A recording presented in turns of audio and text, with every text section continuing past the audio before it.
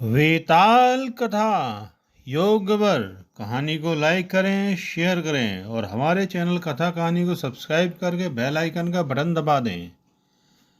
दृढ़वती विक्रमार्क पेड़ के पास लौट आए। पेड़ से शव उतारकर कंधे पर डाल सदा की भांति चुपचाप शमशान की ओर चलने लगे।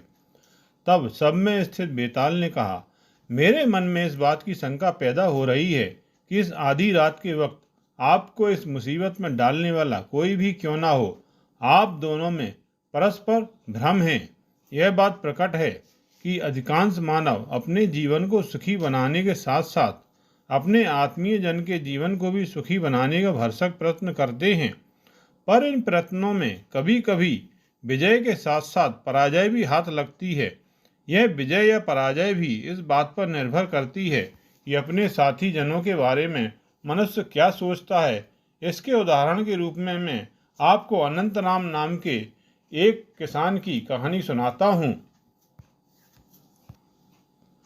इस कहानी के सुनने पर आपका थोड़ा बहुत उपकार हो जाए। शम को भुलाने के लिए सुनिए। वेताल यूं सुनाने लगा। अनंतराम बहुत धनवान किसान था। उसकी इकलौती बेटी बड़ी रूपवती थी। योग युवक को अपना दामाद बनाकर वह अपनी सारी संपत्ति उसको सौंपना चाहता था। अनंतराम के बचपन के 4 अच्छे मित्र थे। वे चारों 4 अलग अलग गांवों में स्थायी रूप से रहने चले गए थे। अनंतराम को मालूम हुआ कि उन चारों मित्रों के घर विवाह योग्य पुत्र हैं।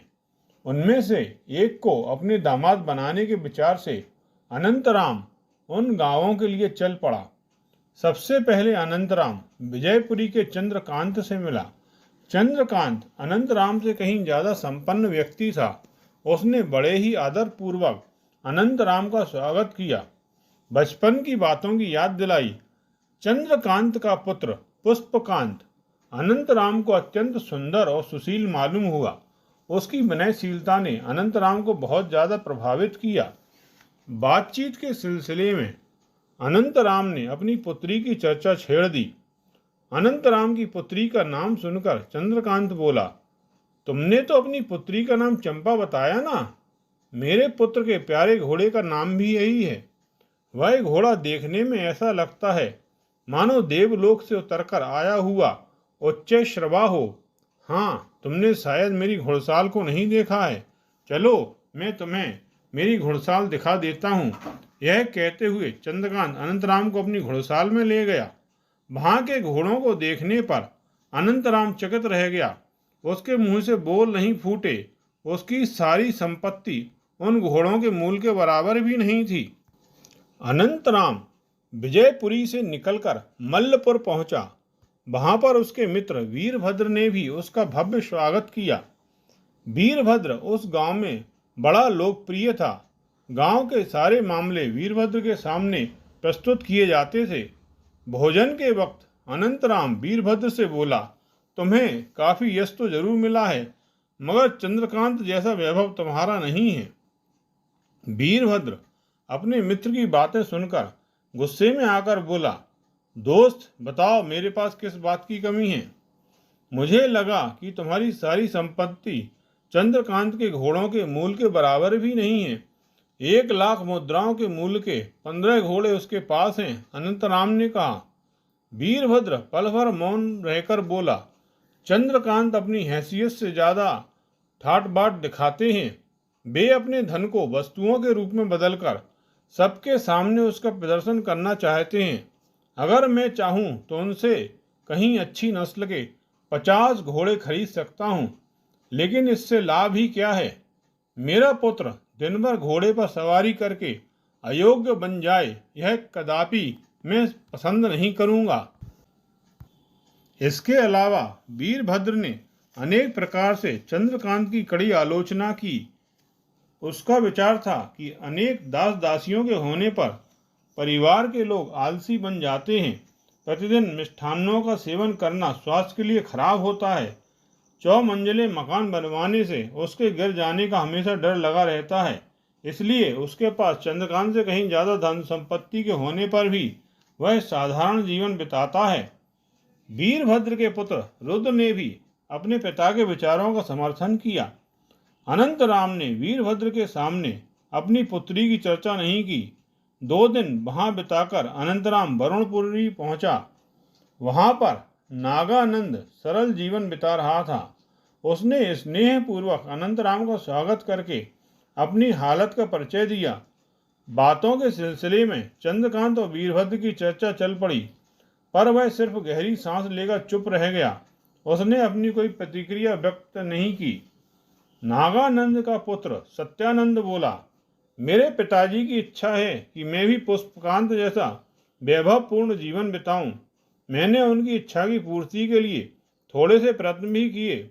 उनमें कुछ हद तक मैंने सफलता भी प्राप्त की है। पूर्ण रूप से सफलता हासिल करनी है तो बहुत सारे धन की जरूरत है। इतना धन कमाना चाहें तो हर प्रकार का कार्य करने में लज्जा शर्म को छोड़ना पड़ेगा। वरुणपुरी तो हमारा परिचित है, इसलिए मुझे किसी और गांव या शहर में जाना पड़ेगा। मगर मेरे पिताजी की तबीयत ठीक ना रहने से मुझे यहीं पर रहना पड़ रहा है।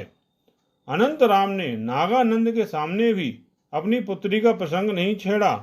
2 दिन बाद वहां से चलकर अनंतराम कृष्णपुरी पहुंचा और अपने मित्र सोमदत्त से मिला। सोमदत्त अत्यंत साधारण जीवन बिता रहा था। अनंतराम उसके घर पर टिकने में भी संकोच का अनुभव करने लगा, पर सोमदत्त ने बड़े ही आदर पूर्वक उसका स्वागत किया। सोमदत्त और उसका पुत्र भीमदत्त दोनों एक ही प्रकार के विचार रखते थे। उनके आदर्श भी एक थे। उनका ख्याल था कि अगर मनुष्य को सुखमय जीवन बिताना है तो संतुष्टि का होना नितांत आवश्यक है। जो कुछ है उससे ही संतुष्ट हो।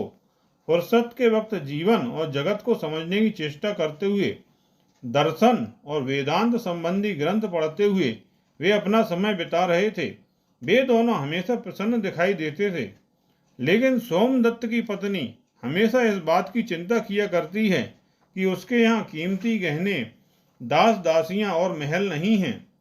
सोमदत्त ने अपनी पत्नी के सामने स्पष्ट बताया, सुनो, आशा का कोई अंत नहीं है। ये सारी चीजें प्राप्त करने के बाद तुम्हारे मन में महारानी बनने की इच्छा पैदा होगी। इस प्रकार किसी न किसी दशा में मनुष्य को असंतुष्ट होना ही पड़ता है। इसलिए मन पर नियंत्रण करने पर किसी प्रकार का संतोष या दुख ना होगा। अनंतराम अपने गांव पहुंचा। इन चारों दूल्हों का समाचार पत्नी को सुनाकर बोला, मैं समझता हूँ कि हमारी बेटी नागानंद के पुत्र सत्यानंद के साथ विवाह करने पर ही ज्यादा सुखी रह सकती है।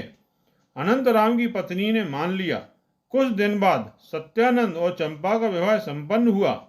बेताल ने यह कहानी सुनाकर पूछा, राजन, मेरा विश्वास है कि अनंतराम ने अपने बचपन के मित्र और उनके पुत्रों के संबंध में गलत अंदाजे लगाए हैं।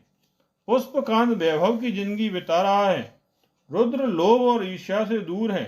भीमदत्त दर्शन और वेदांत ग्रंथों का अध्ययन करते हुए जीवन और जगत को समझने की महान कामना रखता है।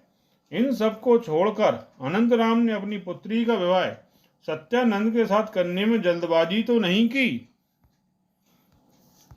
इस शंका का समाधान जानकर भी ना देंगे तो आपका सर फटकर टुकड़े टुकड़े हो जाएगा। इस पर विक्रमार्क ने यह उत्तर दिया, अनंत नाम का निर्णय सब प्रकार से सही है। इसमें रत्ती भर भी भूल नहीं है। पुष्पकांत की दृष्टि में अनंतराम की संपत्ति कुछ भी नहीं है। अगर चंपा उसकी वधू बनकर जाएगी तो वह भी उसके कीमती घोड़ों में से एक के बराबर मानी जाएगी, लेकिन उसके परिवार में उसे एक बहू के जैसा आदर प्राप्त नहीं होगा। अब रही रुद्र की बात, उसके यहाँ जो कुछ नहीं है उनको वह अनावश्यक समझता है, पर अपने अभाव को कभी स्वीकार नहीं करता। अब भीमदत्त के मन में जीवन व जगत के संबंध में कोई आकर्षण व अभिरुचि नहीं है। ऐसा व्यक्ति अगर विवाह करता है तो उसकी पत्नी यातनाओं का शिकार हो जाएगी। अब सत्यानंद की बात सुनिए।